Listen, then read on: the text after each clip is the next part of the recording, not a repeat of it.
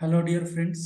JEE advance 2022 का PYQ series का आज हम लोग पेपर वन का क्वेश्चन नंबर 13 सॉल्व करेंगे। ये पैराबोला पर बेस्ड है बच्चों, और ये क्वेश्चन आपका मल्टीपल चॉइस क्वेश्चन है, तो इसमें more than one correct answers होंगे।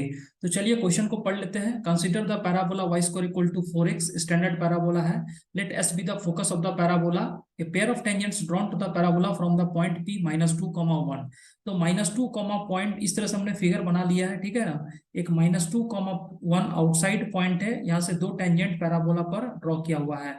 ये पैराबोला का इक्वेशन स्टैंडर्ड पैराबोला है y square equal to 4x, ठीक है ना।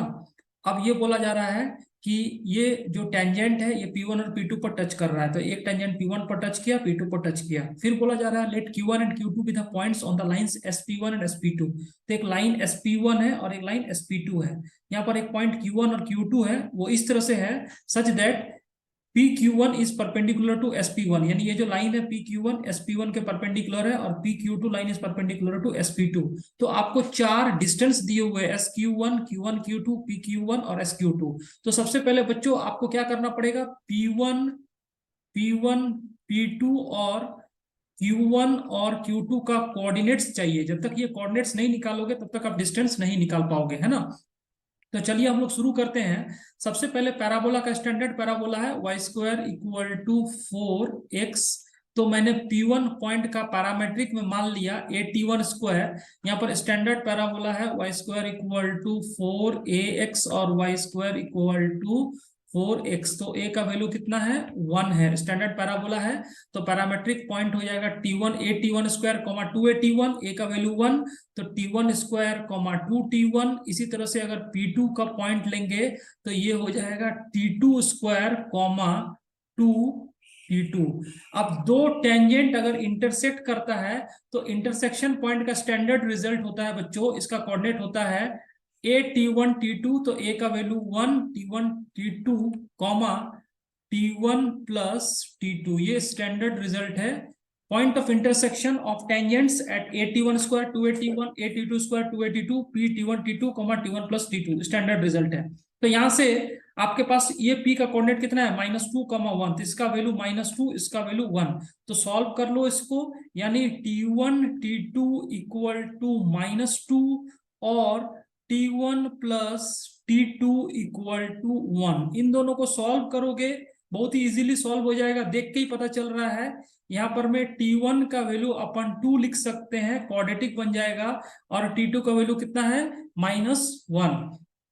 तो वापस अगर ये T2 और T1 को यहाँ पुट करेंगे तो P पॉइंट का कोऑर्डिनेट कितना हो जाएगा आपके पास में, P पॉइंट का कोऑर्डिनेट 4, 4 T1 स्क्वायर यानी 2 का स्क्वायर 2 इंटू T4 2। इसी तरह से ये P1 हो गया और ये P2 हो गया। P2 का कोऑर्डिनेट T2 स्क्वायर यानी 1, 2T2 यानी -2, 1, -2, ठीक है। यानी एक कोऑर्डिनेट हो गया आपके पास में 4, 4, और ये P2 का कोऑर्डिनेट हो गया 1, -2। चलिए अभी आपके पास में Q1 और Q2 चाहिए, तब आप डिस्टेंस निकाल सकते हैं, है ना। चलिए अब अपन क्या करना है, इक्वेशन लिखते हैं SP1 का। इक्वेशन किसका लिखना है, SP1 का। SP1 का इक्वेशन लिखना है तो y-0 divide by x-1 equal to s, और P1 का स्लोप जो हो जाएगा ये हो जाएगा 4-0 डिवाइड बाई 4-1। जब इसको सॉल्व कर देंगे अपन लोग तो बन जाएगा 4x -3y और -4 इक्वल टू 0। इसको एक नंबर इक्वेशन दे दीजिए। इसी तरह से किसका इक्वेशन लिखना है हमें, अपन लोग इक्वेशन लिख सकते हैं PQ1 का। PQ1 क्या है, परपेंडिकुलर है, किसके परपेंडिकुलर है, SP1 के। तो PQ1 का इक्वेशन लिख देंगे y-1 divide by x+2 equal to, अगर इसका स्लोप कितना है 4/3 है, इसका स्लोप हो जाएगा -3 डिवाइड बाई 4। इसको सॉल्व कर देते हैं तो अपने पास आ जाएगा 3x प्लस 4y, ये -4 और ये उधर जाएगा +6, यानी +2 इक्वल टू 0, ठीक है ना। और इन दोनों इक्वेशन को अगर सॉल्व कर दिया जाएगा लीनियर इक्वेशन मान के, इन दोनों इक्वेशन को अगर आप सॉल्व कर दोगे 4x minus 3y minus 4 equal to 0 and 3x plus 4y plus 2 equal to 0, तो आपको कौन सा पॉइंट मिल जाएगा? Q1 पॉइंट मिल जाएगा। और Q1 का कोऑर्डिनेट हो जाएगा 2/5 कॉमा माइनस 4 डिवाइड बाई 5। तो यहां से आप क्या कर सकते हो? SQ1 का डिस्टेंस चेक कर सकते हो। SQ1 का डिस्टेंस देख लो। SQ1 का डिस्टेंस कितना हो जाएगा? 1 माइनस 2/5 का whole square plus 0 minus minus plus 4/5 का होल स्क्वायर। तो SQ1 का वैल्यू यहां पर मैं 9 प्लस 16 25/25, यानी SQ1 कितना हो गया? 1। तो ये वाला ऑप्शन गलत हो गया, यानी ए ऑप्शन आपके SQ2 2 है, तो ये ए ऑप्शन क्या हो गया? गलत हो गया आपके पास में। ए ऑप्शन में SQ1 का वैल्यू कितना है हमारे पास में? 1 आ रहा है, ये 2 गलत हो गया। अब चलो हम लोग क्या करते हैं, इसी तरह से अपन लोग इक्वेशन निकाल सकते हैं किसका? SP2 का। SP2 का इक्वेशन लिखोगे तो y minus 0 divide by x minus 1, ये 0,1 से पास कर रहा है, और इसका स्लोप हो जाएगा कितना? हो जाएगा 2 डिवाइड बाई 0, यानी SP2 का इक्वेशन हो जाएगा x इक्वल टू 1। यानी ये लाइन क्या हो जाएगा? किसके पैरेलल हो जाएगा? y एक्सिस के पैरेलल हो जाएगा। तो y एक्सिस के पैरेलल है, तो PQ2 जो हो जाएगा, PQ2 हो जाएगा, ये परपेंडिकुलर होगा किसके? SP2 के। PQ2 SP2 का परपेंडिकुलर होगा। तो PQ2 का इक्वेशन हो जाएगा y minus 1 divide by x plus 2, और इसका स्लोप कितना हो जाएगा? 0। तो यहां से y इक्वल टू 1 मिल गया PQ2 का इक्वेशन। ठीक है ना? तो अगर हम लोग ये दोनों इक्वेशन को सॉल्व कर लें, अगर हम लोग ये दोनों इक्वेशन को सॉल्व कर लें, आपके पास में